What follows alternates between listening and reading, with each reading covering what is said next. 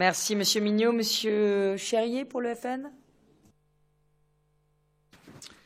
Madame la Présidente, Monsieur le Vice-président, mes chers collègues, avant d'entrer dans le vif de la délibération, je souhaite revenir sur la notion même du Grand Paris de demain. Le Grand Paris est un projet d'aménagement à l'échelle de la métropole qui, a priori, a vocation à améliorer le cadre de vie des habitants en corrigeant les inégalités territoriales, en construisant une ville durable. En fait, en examinant le projet de plus près, on se rend compte qu'il consiste essentiellement en un gigantesque programme de construction de nouvelles lignes de métro autour de Paris, dont le coût est actuellement estimé à 30 milliards d'euros et dont le budget sera certainement dépassé à la fin des travaux.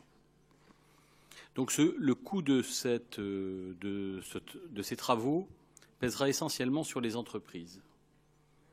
Pour le Cercle des transports, qui est un groupe d'experts, il considère que l'argument de dire que le réseau principal est saturé est un argument erroné, car avec une infrastructure régénérée et des systèmes d'exploitation modernes, les RER ont une capacité largement suffisante pour le trafic actuel et futur.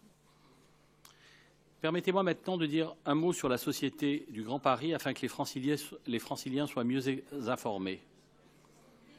Ils doivent savoir que la Société du Grand Paris est un établissement public créé par l'État pour réaliser le nouveau métro automatique du Grand Paris.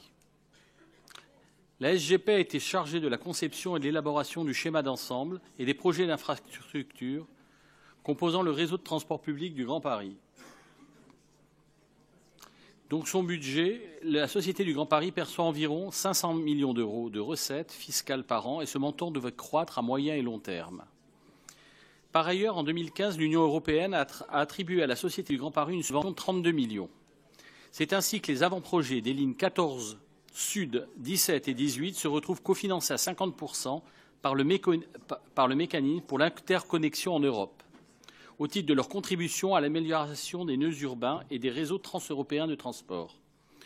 Oui, mes chers collègues, on peut le dire, la France n'a plus de souveraineté, car quand on laisse l'Union européenne imposer un projet de cette ampleur, c'est que nous n'avons plus de pouvoir de décision.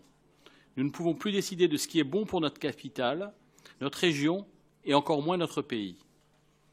Dans un deuxième temps, la Société du Grand Paris aura recours à l'emprunt. Cet emprunt permet d'étaler le financement sur plusieurs décennies, comme si notre région n'était pas assez endettée.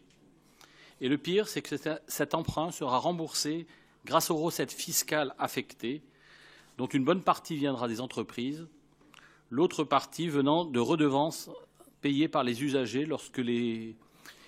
lorsque l'exploitation sera en cours. Autrement dit, les Franciliens paieront pour un projet dont ils ne veulent pas. Revenons maintenant à ce que l'exécutif nous demande d'approuver et qui concerne une expérimentation pour soutenir la qualité architecturale de projets portés par les collectivités territoriales dans le cadre du Grand Paris de demain.